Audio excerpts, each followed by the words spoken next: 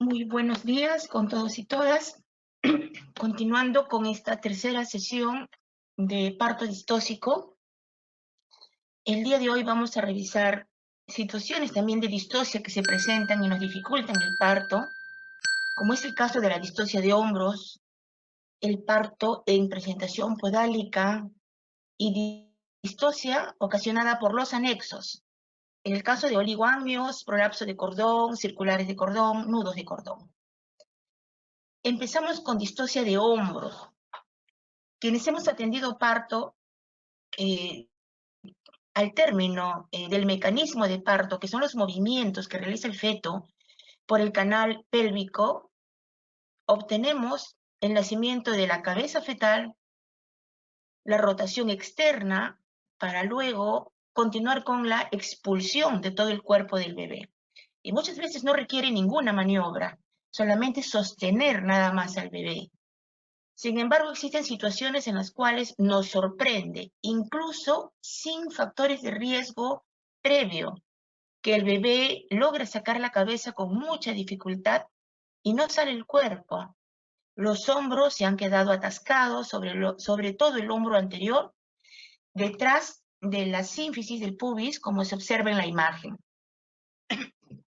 Entonces, la distosia de hombros se define como el fallo en la salida del tronco fetal, después de la salida de la cabeza, durante el parto vaginal. Y esto requiere de maniobras obstétricas adicionales, pero en forma inmediata y con cuidado a fin de poder extraer el cuerpo del bebé.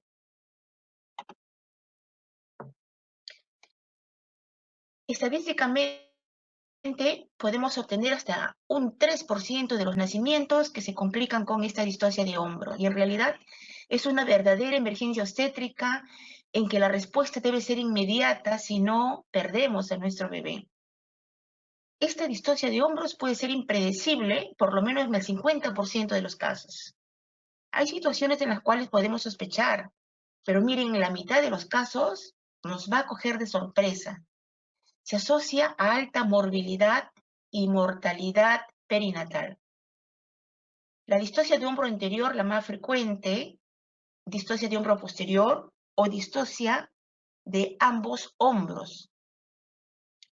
Los factores de riesgo que nos pueden hacer sospechar que en el presente parto se presente esta complicación son la macrosomía fetal.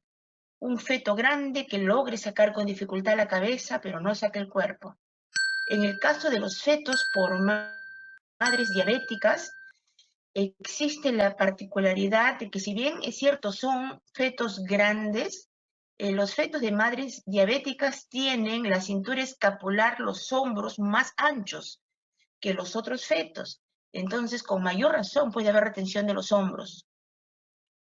Que una madre haya tenido un feto macrosómico con antecedente de distosia de hombros puede volver a presentarse en esta oportunidad. Embarazo post-término, 42 semanas, los fetos siguen creciendo. Y en el caso de la obesidad materna, que no podamos definir exactamente el ponderado fetal.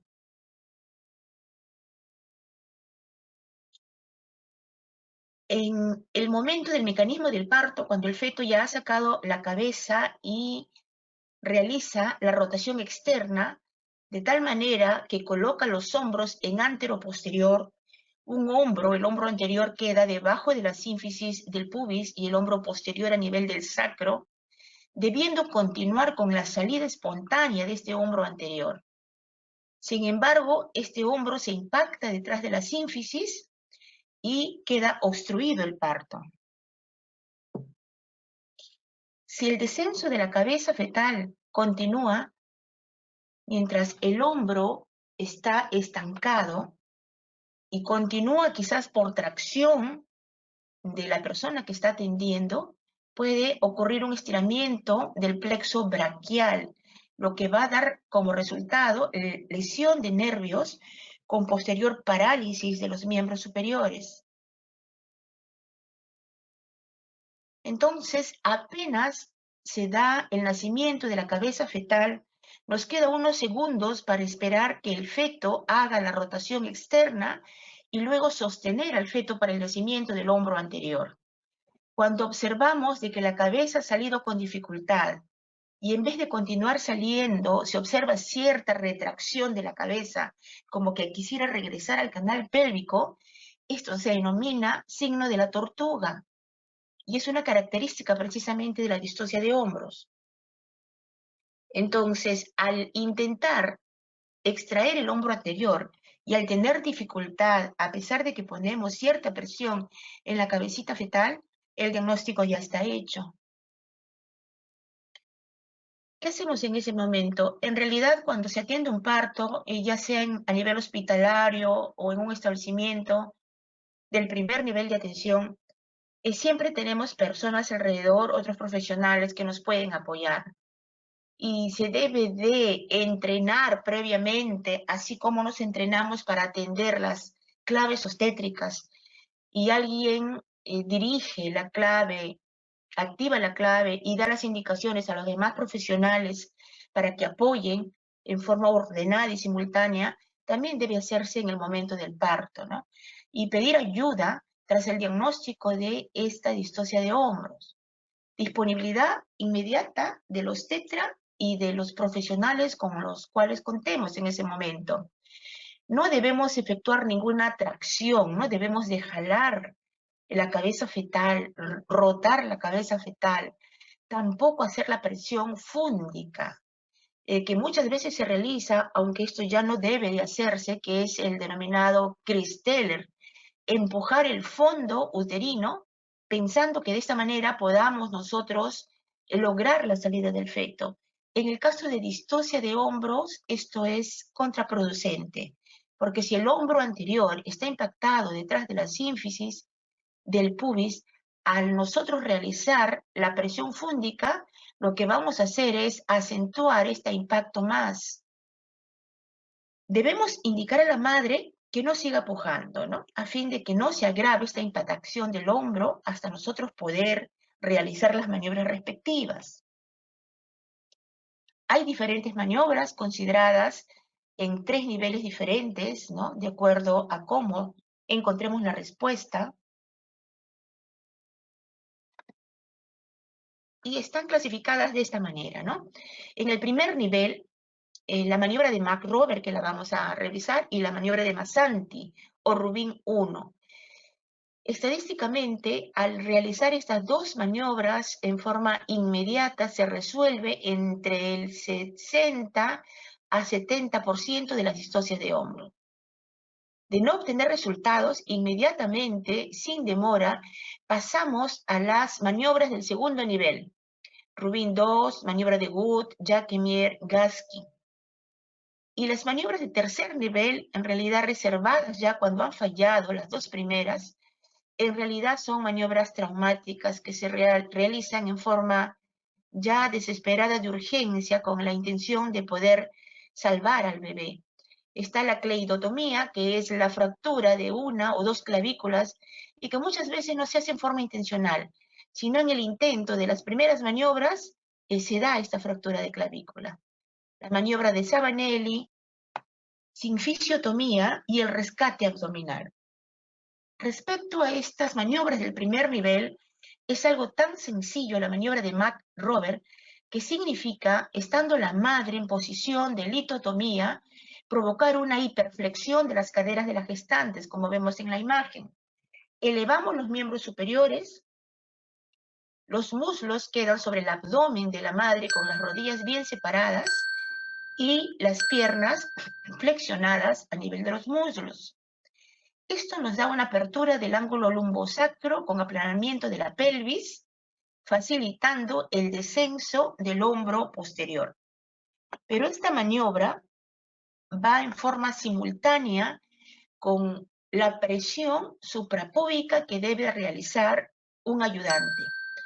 Miren ustedes, se está elevando un miembro inferior con la maniobra de McRoberts y el mismo ayudante puede realizar esta maniobra de Rubin 1 o de Masanti. Hay otro ayudante que debe elevar el otro miembro inferior. Entonces, en forma simultánea, la de McRoberts consiste en hacer una presión suprapúbica sobre el hombro anterior, en sentido del tronco fetal. ¿Qué significa esto? No vamos a hacer la presión de arriba a abajo directamente, no, sino tratar de flexionar o virar el hombro fetal que está impactado hacia el pecho del bebé, hacia adelante, al fin de liberarlo, lo que va a ayudar a descabalgar este hombro de la sínfisis. Es muy importante que la fuerza que tenga la dirección correcta, pues la presión sobre el hombro en sentido contrario hacia la espalda va a agravar la situación. Con estas dos maniobras, que son prácticas, que son sencillas, que no requieren de mucho entrenamiento, sino de la respuesta inmediata. Nosotros, desde el momento que existen factores de riesgo, ya debemos de prepararnos para hacer esta maniobra. Si no existen factores de riesgo y nos toma con sorpresa, reaccionar en forma inmediata. Pedir a los ayudantes flexionar los miembros inferiores con la maniobra de McRoberts y la presión suprapúbica del ayudante en la maniobra de Masanti. Es cierto que durante este momento la madre, con el dolor, con el malestar, no colabora y a veces no nos ayuda. Previamente, mientras estamos acompañando a la madre durante el periodo de dilatación, nosotros tenemos que explicarle las posibilidades, lo que podemos hacer en el momento del parto, incluso entrenar a hacer el movimiento antes del periodo expulsivo, para que ella pueda colaborar si se presentara la emergencia. De no ser efectivas las dos primeras maniobras, pasamos a las maniobras de segundo nivel. Aquí describen la maniobra de Rubin 2, que como se ve en la imagen, es una rotación manual de los hombros con mejor orientación a nivel oblicuo, que es la dimensión mayor de la pelvis, tratando de descabalgar el hombro anterior de la sínfisis del pubis.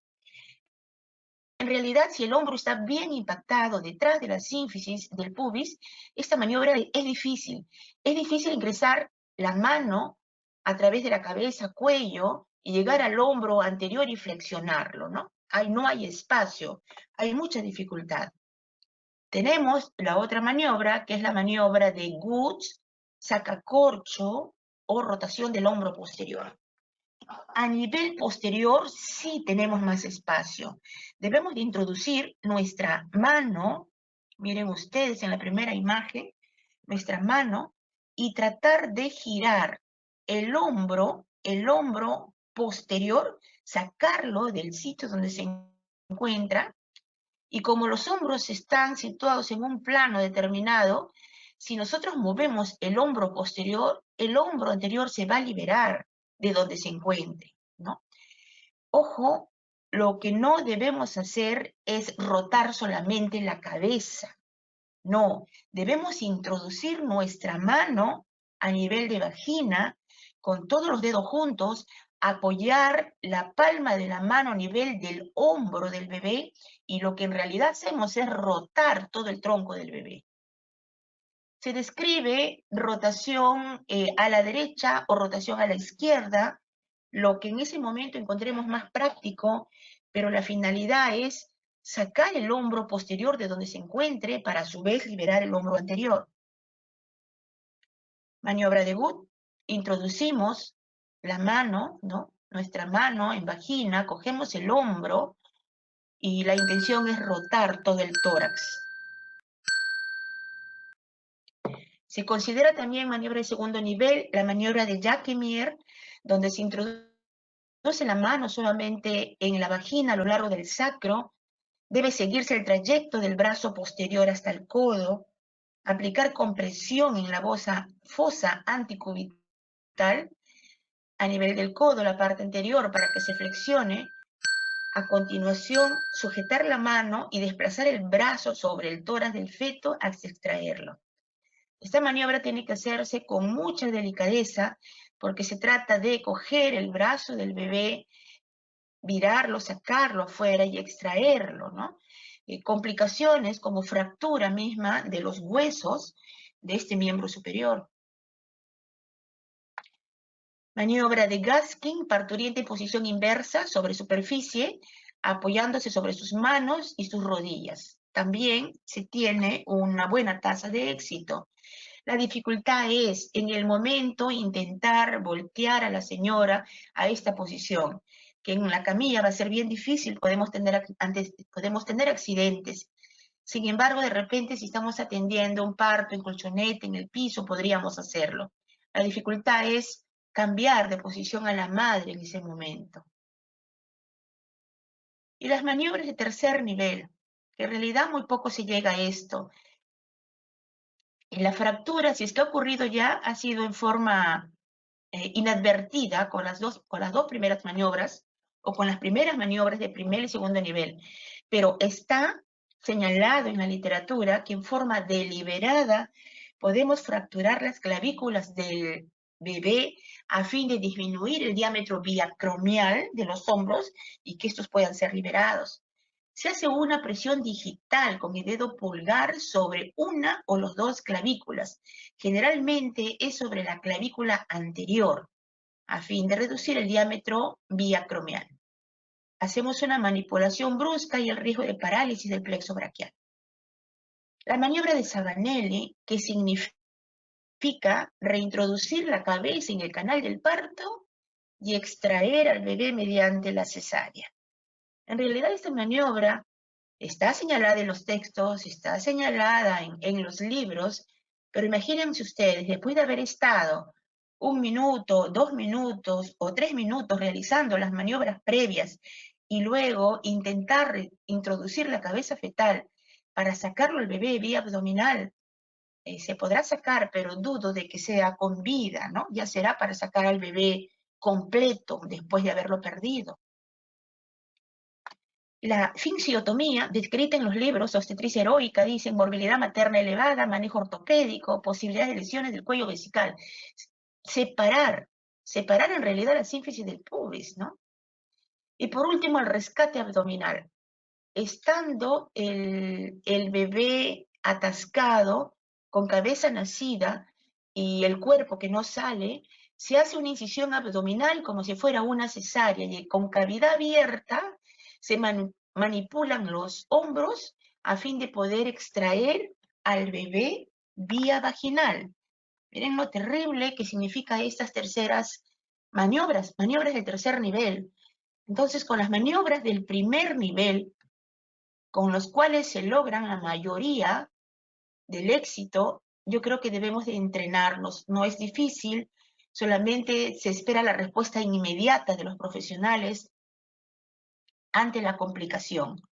Las maniobras de segundo nivel requieren cierto entrenamiento a fin de no dañar miembros superiores, plexo braquial, la misma fractura de clavículas con posterior parálisis de los miembros superiores. Las maniobras de tercer nivel, como les había mencionado, son bastante traumáticas y el éxito de obtener con vida al bebé en realidad es bajo, ¿no? ¿Qué les puedo decir respecto a esto dentro de la experiencia que se ha tenido, ¿no? Estuve presente en 2 situaciones muy traumáticas respecto a esto, ¿no? Era parte yo del equipo, pero estaba en hospitalización, había otro equipo en sala de partos. En este caso sí hubo antecedentes. Se trataba de una gestante, bueno, con retardo mental moderado. Ya la señora había tenido 2 partos vaginales, sus bebés habían pesado 2.700 y 2.800, y el ponderado actual era de 3.700. Aparentemente la pelvis normal, sin embargo, el trabajo de parto se presentó en forma disfuncional, con fase activa retardada, lenta, y habían desaceleraciones variables. Se hizo el monitoreo electrónico, estuvo presente el equipo de salud, obstetra, médico. En algún momento se pensó en terminar la gestación vía alta, se les pidió los prequirúrgicos, se le preparó a la madre para cesárea, pensando en que efectivamente pasaba a cesárea, ¿no? Yo ya me he retirado de la sala de partos a hacer otras actividades, era de noche, era una guardia nocturna, y habían pasado un par de horas en realidad, ¿no? Había pasado la mujer a cesárea en cuanto piden el auxilio, ¿no? La ayuda para apoyar. Cuando me acerco a sala de partos, lo que observo es una cabeza nacida cianótica. Pregunto qué tiempo lleva así. Ya nadie podía definir el tiempo. Había intentado el parto en primer lugar, la interna de obstetricia, luego la obstetra, finalmente el médico, nuevamente intenta la obstetra y no podía nacer el cuerpo del bebé. ¿Qué había sucedido? Se había completado la dilatación, pero con una altura de presentación en -3. La cabeza no había descendido y se había practicado Christeller. Entonces no se había cumplido en realidad con el mecanismo de parto, con los movimientos cardinales que debe hacer el feto en forma espontánea. Si no logró descender, no logró flexionar, no encajó, y se hizo esto bruscamente, mecánicamente, con la maniobra de Christeller, lo que se hizo fue atascar al bebé. Intenté extraerlo con las maniobras ya conocidas, no se pudo. Imagínense ustedes el trauma en ese momento para todos. La mamita ni cuenta se daba por su estado, su condición de lo que estaba sucediendo, ¿no?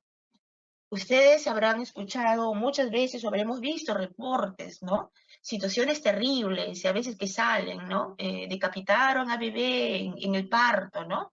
Y a veces sucede eso con fetos inmaduros o con óbitos fetales, ¿no? El médico no sabía qué hacer en realidad, nunca nos había pasado. ¿Y ahora qué hago? Decía, ¿no? ¿Qué hago? Hemos esperado, se comunicó al médico jefe, solamente dijo que de esperar.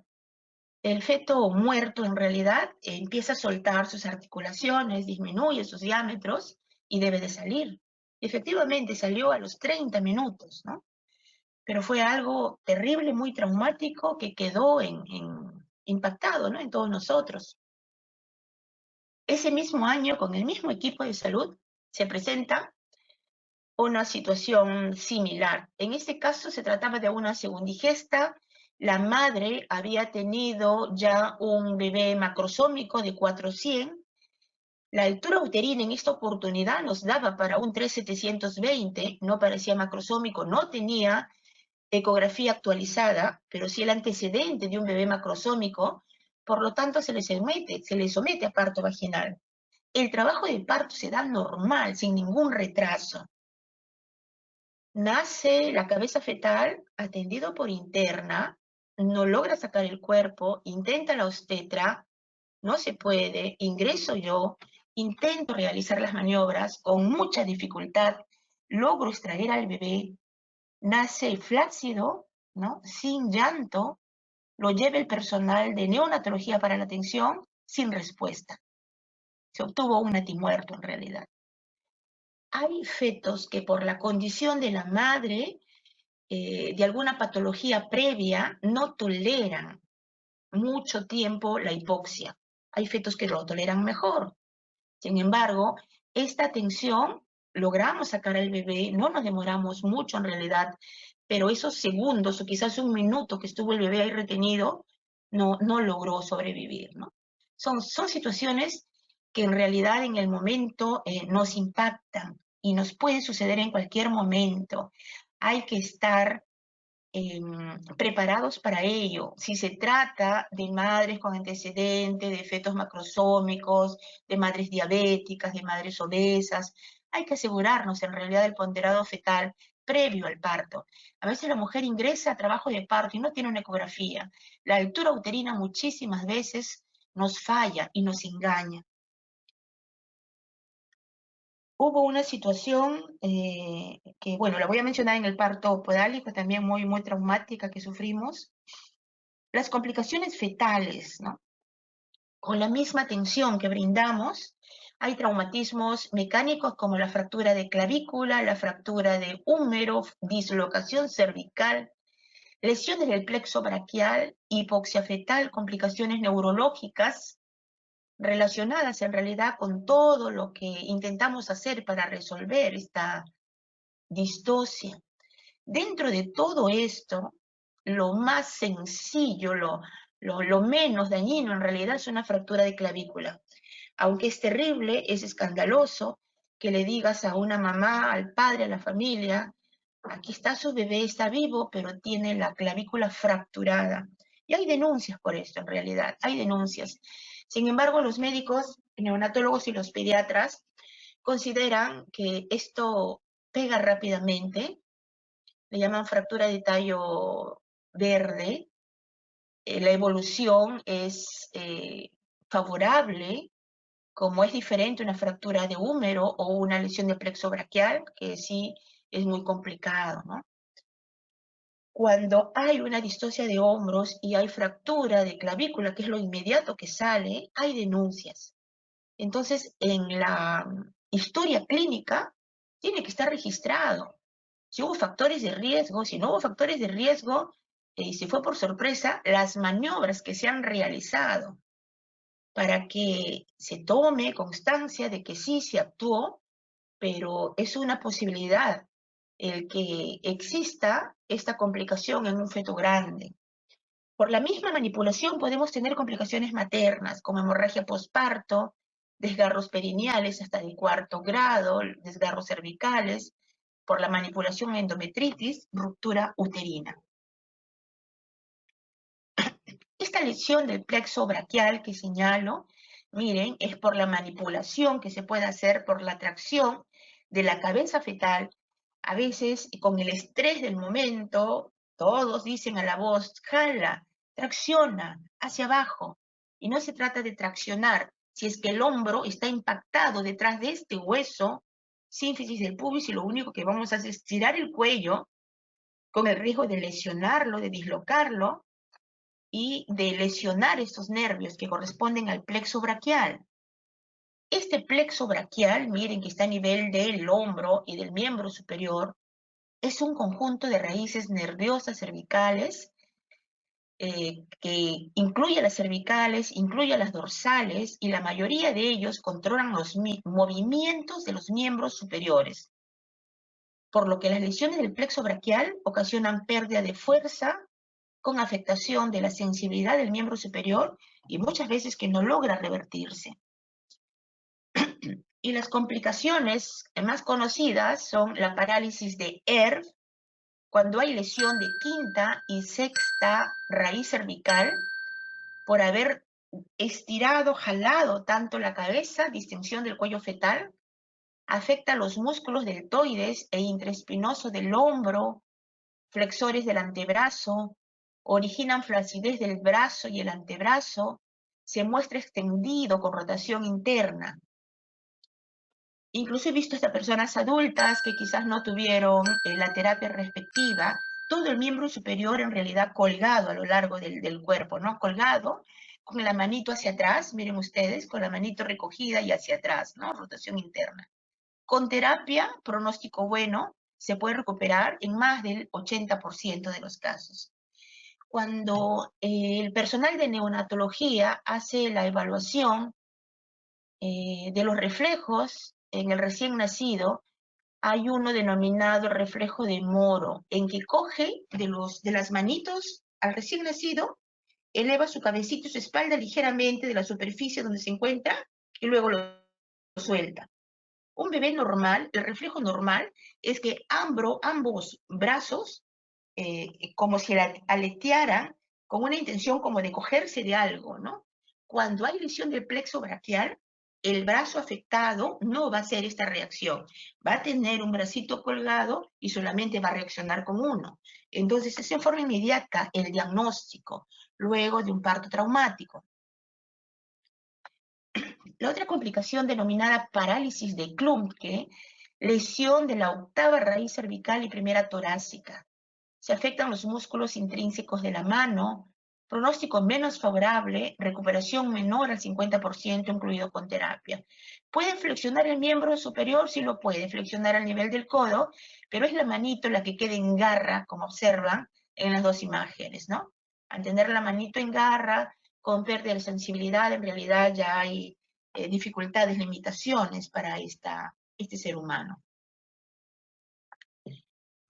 Pocas distocias de hombro pueden preverse y evitarse. La mayoría se presenta en ausencia de factores de riesgo. Entonces tenemos que estar preparados siempre, cada parto que atendemos. Y si no sale el cuerpo, ¿qué es lo que tengo que hacer? Indico a mis ayudantes, maniobra de McRober, maniobra de Massanti. Si no es efectivo, debo yo pasar a realizar la de Good, la de sacacorcho. Por lo tanto, debemos estar preparados para reconocer esta distosia en forma inmediata y proceder en una secuencia ordenada a realizar las maniobras conocidas. Los médicos, los obstetras deben conocer los factores de riesgo existentes, pero siempre deben estar alerta ante la posibilidad de una distosia de hombro en cualquier parto. Evitar la asfixia fetal, la parálisis o la muerte. Evitar al mismo tiempo una lesión física, por ejemplo, fracturas de hueso, trauma materno, ¿no? Realizar las maniobras